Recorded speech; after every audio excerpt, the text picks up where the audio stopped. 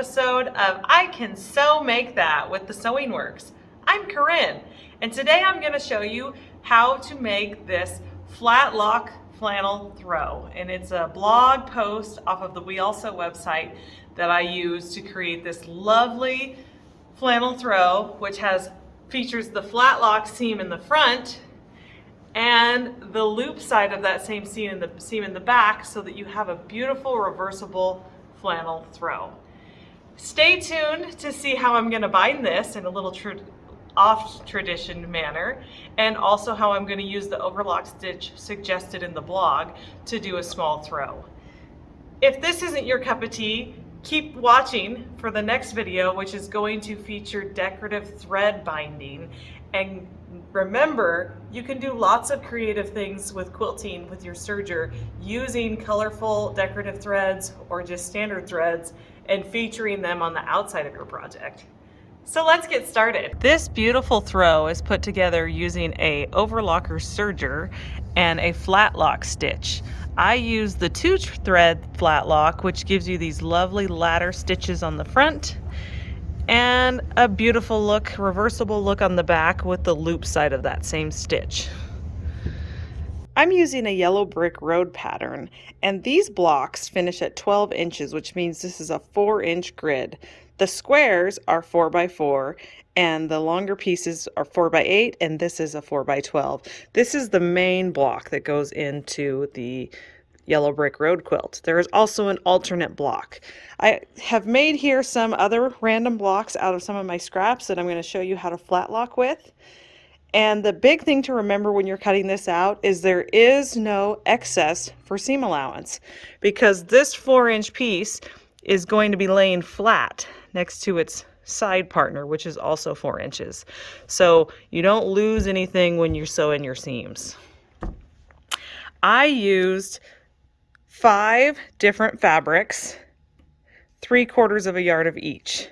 And that allowed me to create a double-sided flannel by putting 2 pieces together instead of just having a single-sided flannel. If you buy double-sided flannel already printed that way, you can get away with less. The quilt I finished is 5 foot by 6 foot long. Let's show you how to overlock. Today we're using the L860 serger, which has an onboard stitch settings or manual, basically, to help you get set up for whichever stitch you're going to do. I'm choosing the 2-thread flat lock stitch on a wide setting.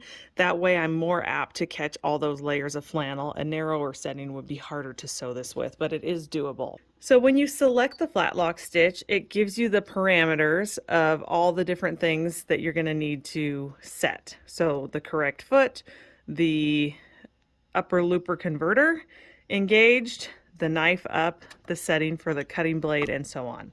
If you go ahead and accept all of these settings, oops, wrong button, you can hit the big green check if you know how to set all these settings. If you want the step-by-step walkthrough on how to set that up, you can click into this setup, and it's going to walk you through lifting the presser foot up. We don't need to unthread anything, because I had already been doing a flat lock stitch. If I had been doing an overlocker stitch, it would have actually told me to unthread some of those threads.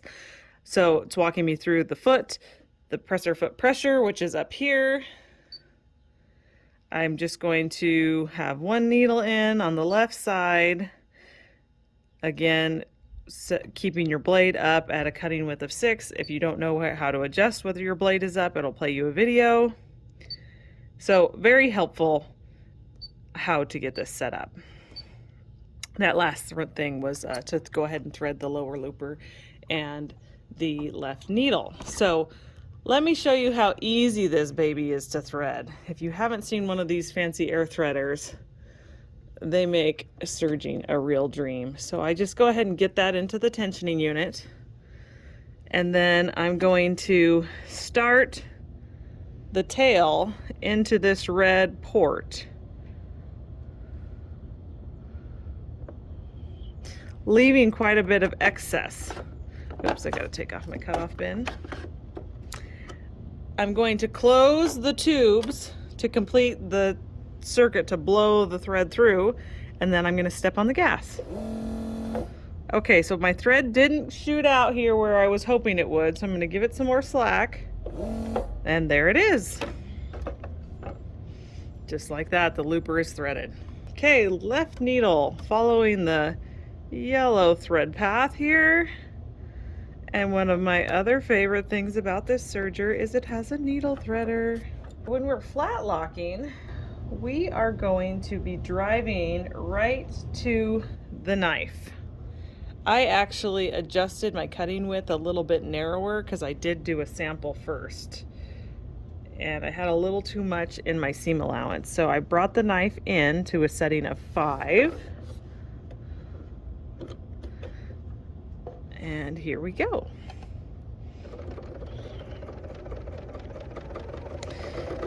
So you want to be sure and sew all the way to the edge, leaving a little bit of a tail on both sides so that you have something to catch in those next seams that are going to be locking those edges in. So you see you're going to leave yourself a little bit on there, and that just pulls to make that beautiful flat lock seam. And I'll give you a preview of what it looks like ahead of time before I pop the next one. Here we go again. And if I had my freehand system on, I wouldn't even have to reach in there and put the presser foot down like that. So you want to intentionally run over any thread tails that are on the previously sewn seams to get them locked in to the new seam.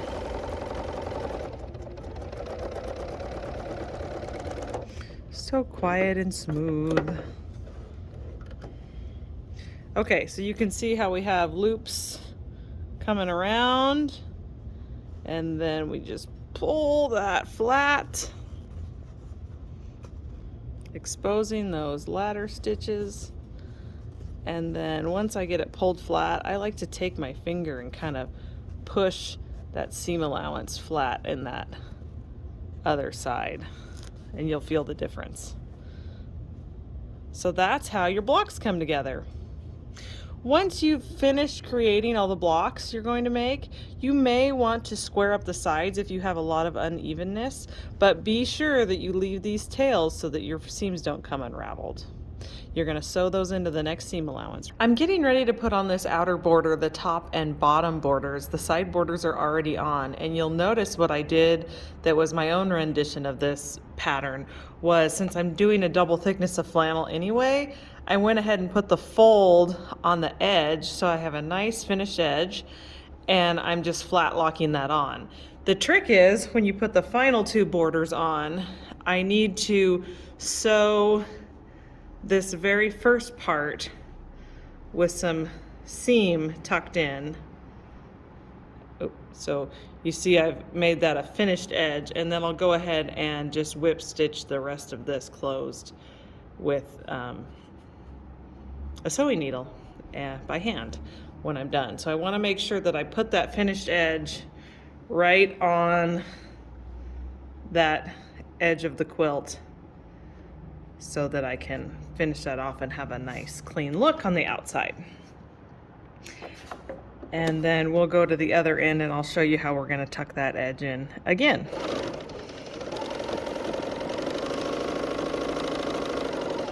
Now I'm coming up on the last end of this quilt, or this border. So I'm going to sew down kind of closer to it. Maybe I'll get it a little closer so you can see better. And that's where the edge of the quilt is. So I'm going to cut it about a ½ an inch longer. So I have plenty of room to tuck that in and make my finished seam. So once again, we're just going to fold that in. So you really want those to be right at that junction. I could have probably even cut more off, but we're gonna call that good. Making sure all those edges are even, and finish off this seam. Now this seam, since it will not be sewn over again, I want to go ahead and leave a fairly long tail that I'm going to bury inside the chain and put a little freight check on so that it doesn't come undone. I like to use a plate to round these corners because it's nice and gradual. So I just take my rotary cutter on the edge of that plate.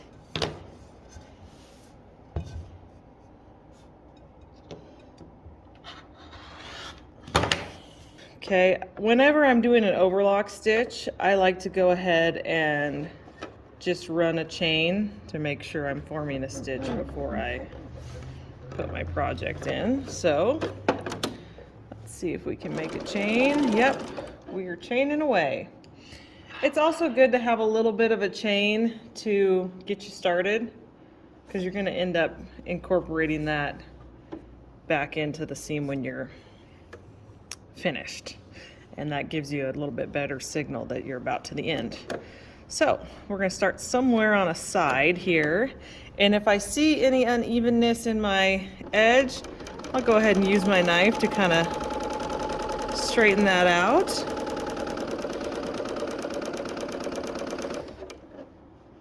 Stop and take a peek. It's looking nice. I'm not going to have to make any adjustments. Just take your corners nice and slow so you can keep that edge even and the stitches full. Catching the threads of your flat locks as you go around. I want this chain to get sewn right, oh, you can't quite see it there, it's coming up. Sewn right into the new chain. We're going to let the knife cut the excess off, and then we're careful to keep this stitching away from the knife as we go over what we've already sewn, and then we can go ahead and pivot and sew a chain off, and that's the chain that we're going to bury and put a little dab of fray check. Okay, so a darning needle typically has a large eye and a nice heavy shaft. So I'm going to go ahead and weave this darning needle in under that chain stitching, and I'll probably do this on the back side so that you don't see this thread mess quite so bad.